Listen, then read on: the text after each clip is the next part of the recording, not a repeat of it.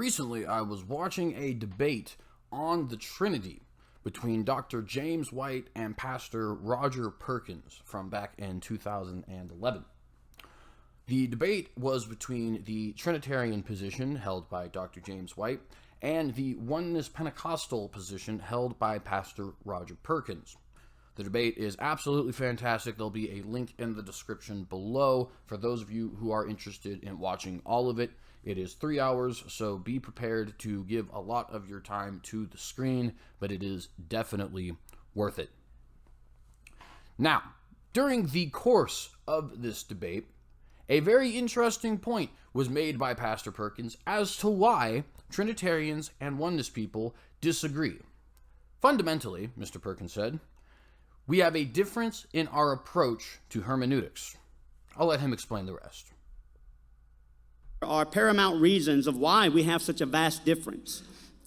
Basically, the reason is that we have an entirely different hermeneutical approach. That is, we have different launching pads. Typically, the Trinitarian starts with the New Testament and works their way back into the Old Testament, as my opponent has done tonight.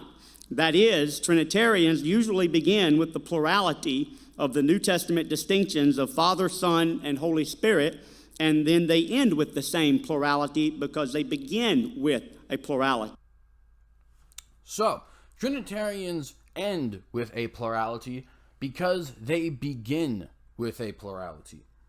Mr. Perkins is claiming here that the reason why the Trinitarian believes there is indeed three persons in the Godhead is because they start with the New Testament and work their way down rather than starting from the Old Testament and working their way up. This is further explained in his following statement. Oneness folks, by contrast, begin with the foundation of the Old Testament, and we work from the concrete upward. We begin, as did the New Testament writers, with the Old Testament scriptures that declare that Yahweh is numerically one. Likewise, we end up with the same conclusion, that Yahweh is numerically one. So, oneness end up with the conclusion that God is numerically one because they start with the evidence which suggests God is numerically one. Contrasting, the Trinitarian will start with the plurality as shown in the New Testament, and since they don't have the foundation of the Old Testament to guide them to the unipersonhood of God, they end up ending with this same plurality. Very interesting point, and a crucial one if indeed it is the primary reason for our differences. Mr. White, in his rebuttal time, did have the opportunity to respond to this. Let's see what Dr. White had to say. Mr. Perkins has said that we have entirely different hermeneutical approaches. Yes, I would suggest to you that when you do what Mr. Perkins says we should do, and limit God's revelation of himself only to what you have in the Old Testament, or at least how Mr. Perkins understands the Old Testament, then why did Jesus come? Because when you think about it, what happened in the coming of Jesus Christ? Are we seriously to say that, well, you're limited in your understanding of God to what you can derive from the Old Testament, and there could be nothing more? Apply that to the book of Hebrews. So Dr. White says Mr. Perkins limits God's revelation of himself to only the Old Testament. And if you limit God's revelation of himself to only the Old Testament, then what even is the point of Jesus' return? He asks us to apply this sort of a hermeneutic to the book of Hebrews, which I do intend on doing a video on in the future, but that is not the topic of today. And he suggests, though he does not outright say, that the New Testament is basically pointless if you are using the hermeneutical approach of Pastor Perkins. Mr. White clarifies what he believes Mr. Perkins' position to be in another clip further down the line. We have to allow God to be free to reveal himself. What if the people later on after Moses said, we're only going to stick with Moses. We're not going to accept anything that Isaiah says. You see, this is not a meaningful hermeneutical approach whatsoever. So what if the Israelites at the time of Isaiah had told Moses, we're not going to accept anything that you have because we have Moses? Had told Isaiah, rather, we're not going to accept anything that you have because we have Moses. This is what Pastor Perkins is doing according to Dr. White. But is that what Pastor Perkins said? Did you, from the statement that you got from Pastor Perkins, understand Pastor Perkins to be saying that we cannot accept any revelation from the New Testament? Or was Pastor Perkins saying something a little bit different? Let's go ahead and clarify, because my memory seems to be playing a little bit of tricks on me in this regard. So let's go ahead and look for clarification from the horse's mouth itself.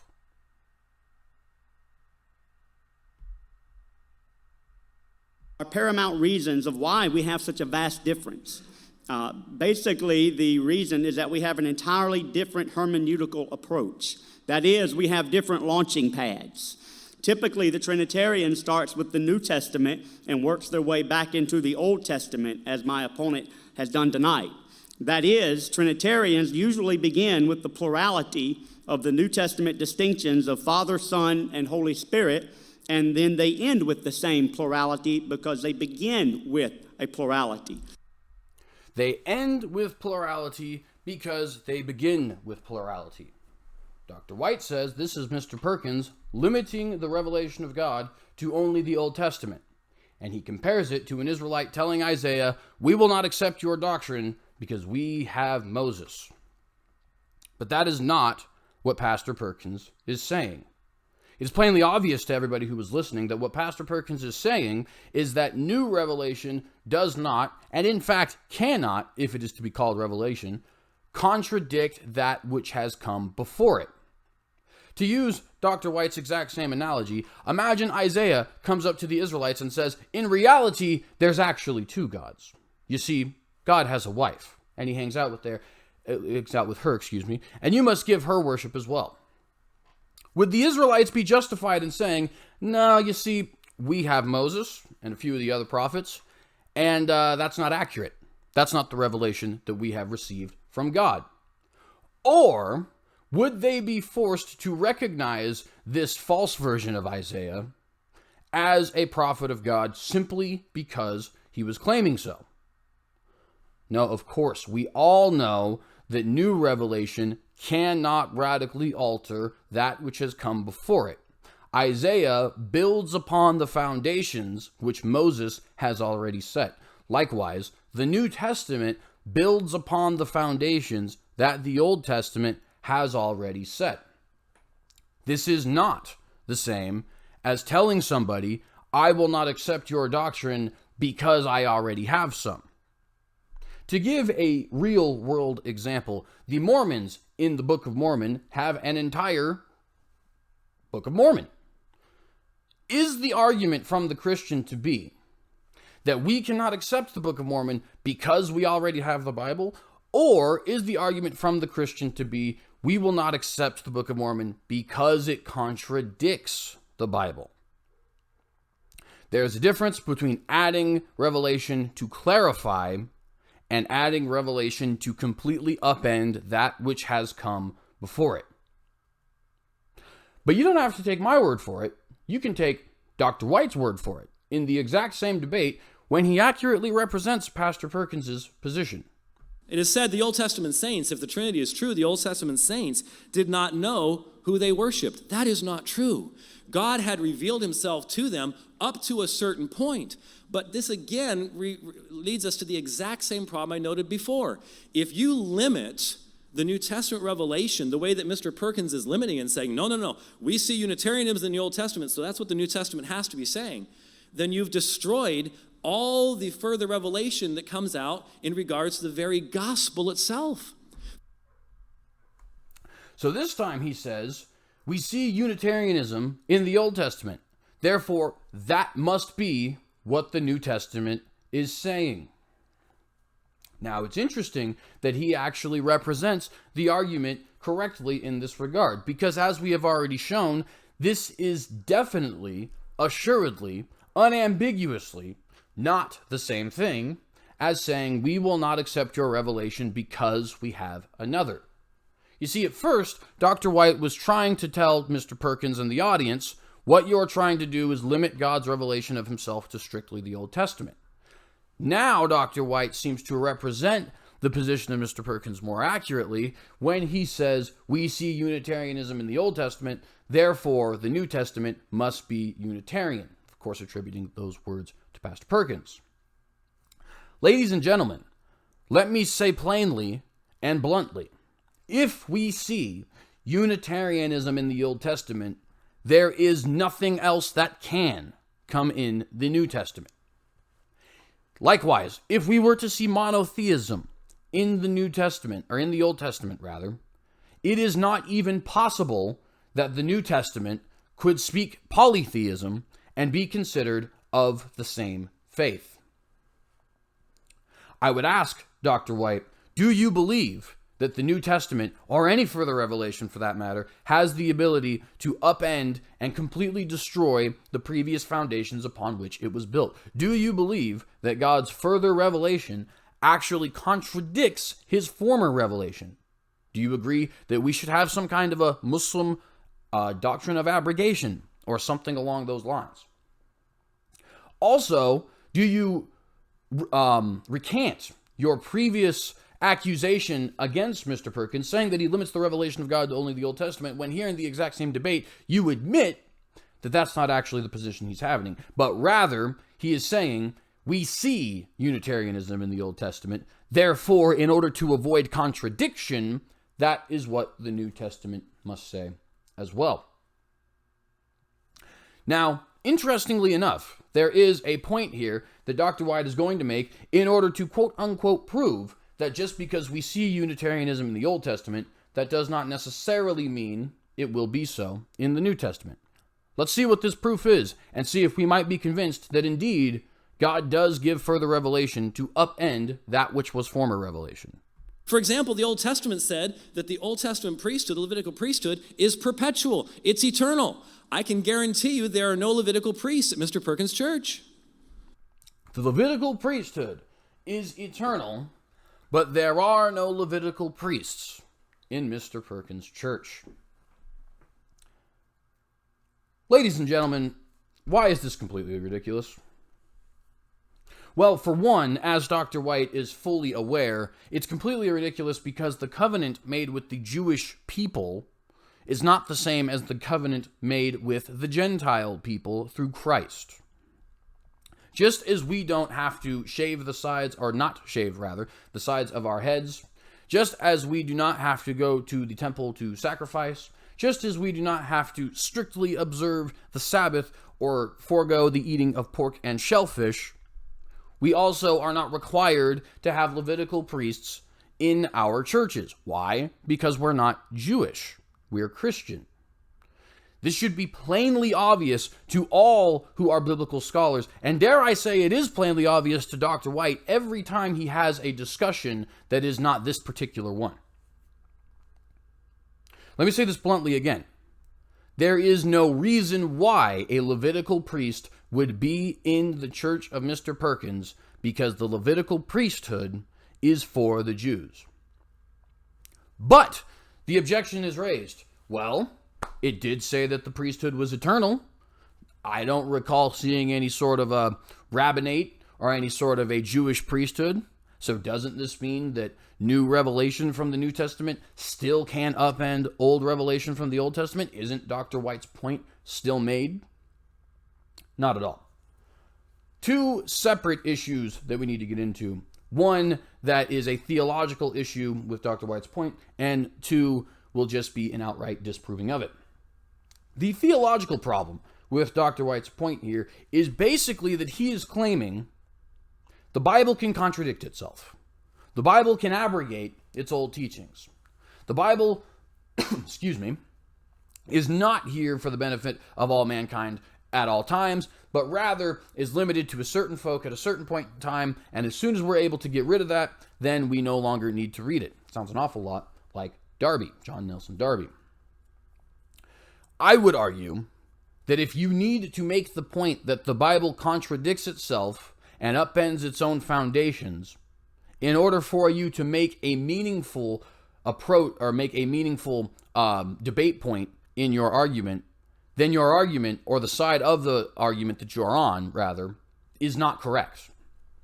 Let me say that again, slightly less confusing. because I know I can word things in a very ridiculous way sometimes. If your argument needs to rely upon the Bible contradicting itself, then from a Christian perspective, you have no argument. Again, if your argument relies on the possibility of the Bible contradicting itself, then from a Christian perspective, you have no argument. But furthermore, just to disprove Dr. White's point here, the Levitical priesthood is, in fact, perpetual. Here we see from Breaking Israel News, and you can, of course, check this out in numerous other places as well. Just one moment, friends. I'm having an issue here with advertising.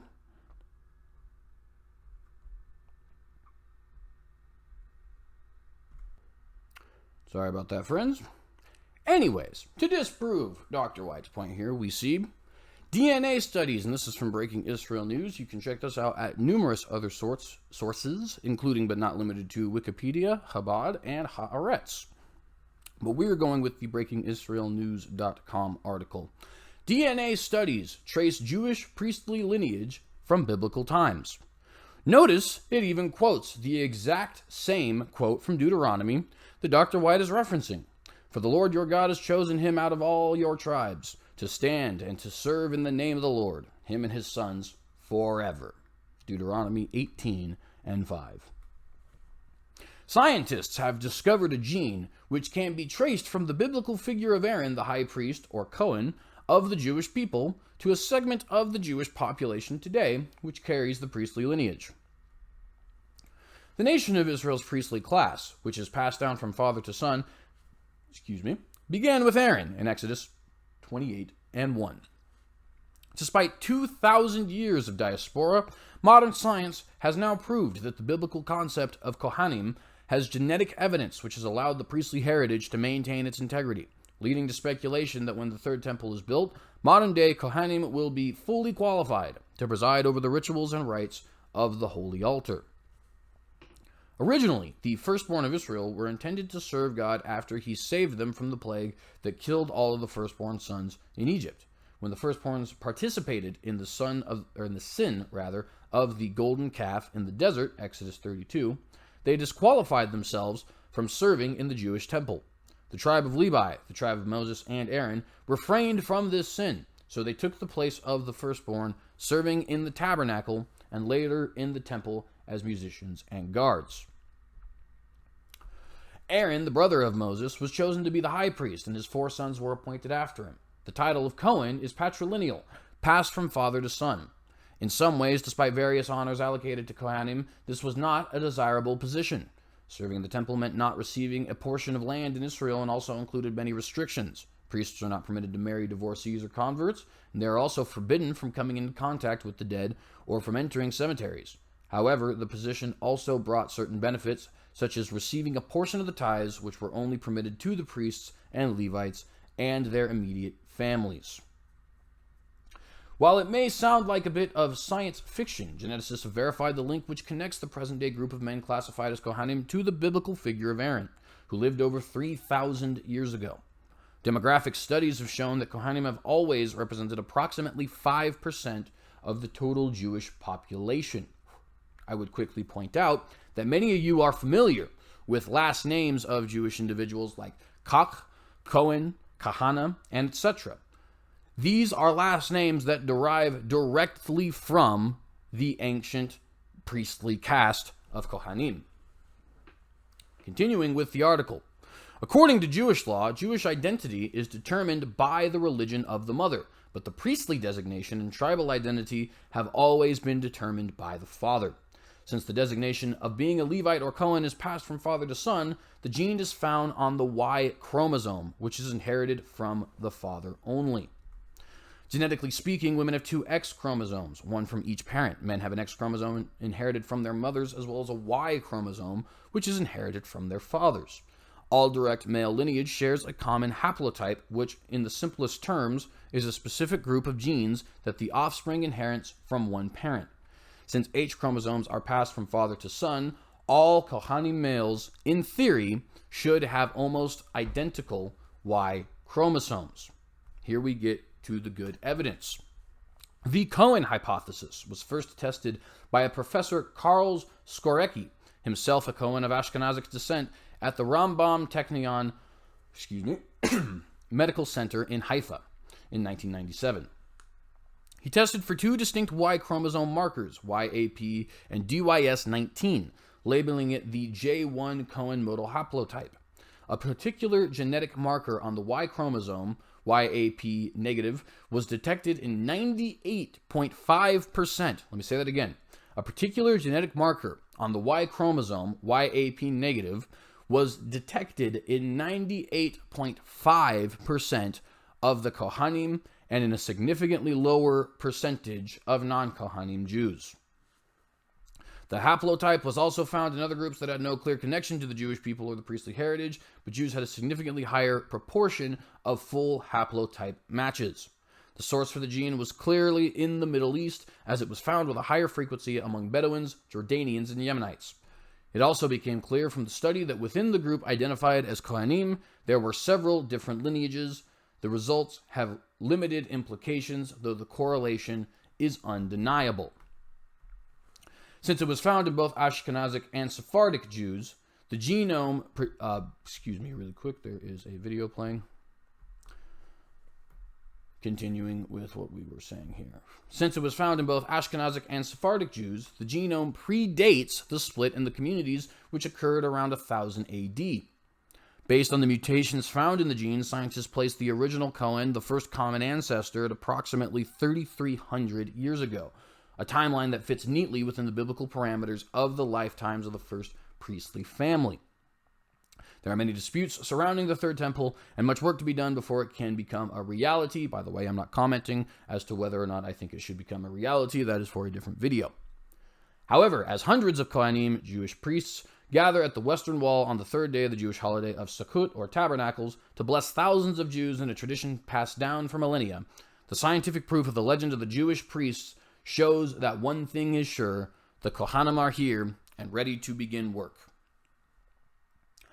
So, ladies and gentlemen, on top of the plain and obvious fact that Mr. Perkins would never have any sort of Levitical priests in his church, being as that he is not a Jew, you also have an outright refutation of Dr. White's point, because the Levites and the Kohanim are still here.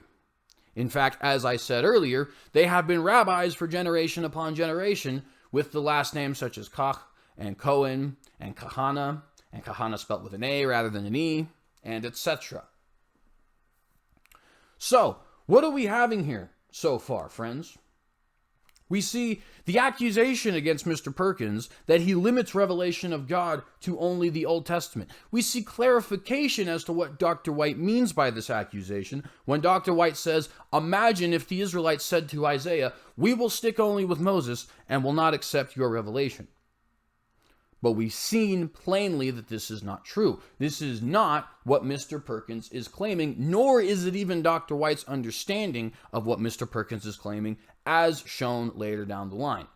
Rather, what Mr. Perkins is claiming is that revelation cannot radically alter, upend, or contradict that which has come before. Dr. White acknowledges this, saying, we see Unitarianism in the Old Testament, so it must be written in the New Testament, of course, attributing those words to Mr. Perkins. And he says, we know this can't be true because of the Levitical priesthood. But as we've already seen, the Levitical priesthood does exist and would not be showing up anywhere in a Christian church, so long as they are truly a Christian church and not Judaizers. Unfortunately, Dr. White, despite realizing that this is the actual point Mr. Perkins is making, decides that he is going to continue on with his misrepresentation anyways when he ends this up. The thesis is, did the Son exist as a divine person prior to his incarnation in Bethlehem? Ties this up, my apologies. Ends this up. Does not make sense. What's the only place in the Bible that's going to give us certain knowledge of that but the very texts that address the relationship of the Father and the Son, which is in the New Testament? Is the argument tonight, we can't look at Philippians 2, we can't look at John 1, we can't look at John 17, because the Old Testament won't let us, because we can't go past the Old Testament in our revelation of who God is?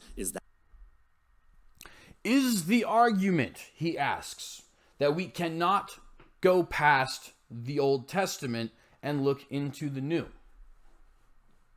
But Dr. White knows that this is not the argument, because Dr. White has already addressed during the course of this rebuttal the actual argument.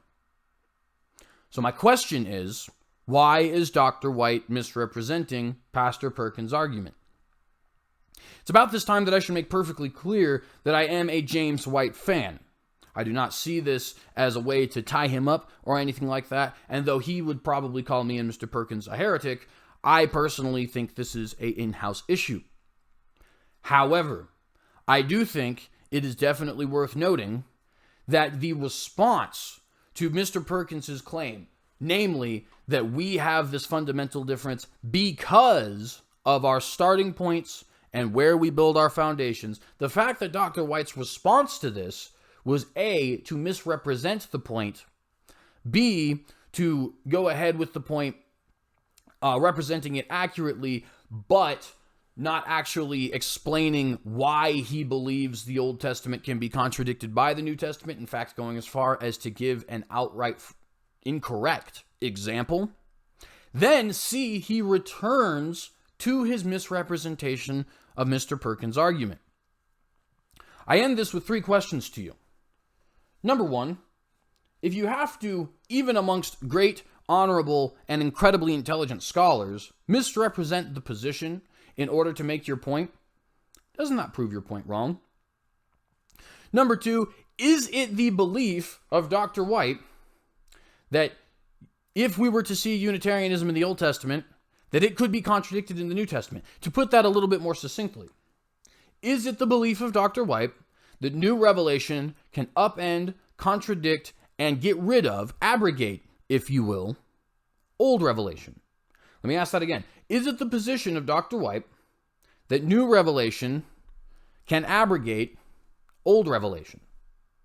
And my third and final question is, if you understood what Mr. Perkins' debate point was, why did you then return to this faulty point? That's all I really have for you, ladies and gentlemen, but I think it is perfectly clear.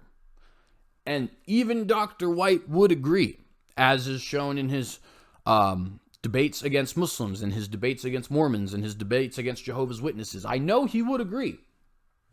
New revelation cannot radically alter old revelation. Isaiah could not contradict Moses. That is not the same as people saying we will not accept Isaiah because we have Moses. Thank you very much for watching this video. If you enjoy our content, please do like and subscribe to the TheCynicogue channel here. Leave any questions, comments, and concerns in the bottom, and share this with your friends if you feel that it is necessary to do so. We certainly do appreciate it. We also have social media profiles, Terrestrial Earthbird on Twitter, ACP Official on Gab, TheCynicogue on Minds, the American Cynic Party on Facebook, and Cynic Thought on Instagram if you are interested in any of those.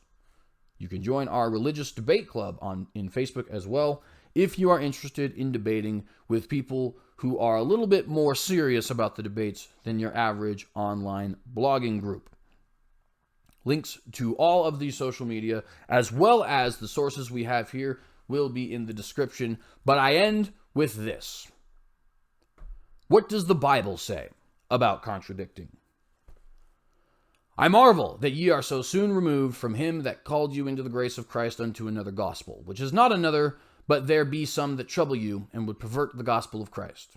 But though we, listen now, but though we or an angel from heaven preach any other gospel unto you than that which has been preached unto you, let him be accursed. As we said before, say I now again, if any man preach any other gospel unto you than that ye have received, let him be accursed. Can new revelation upend, contradict, or abrogate old revelation? God forbid.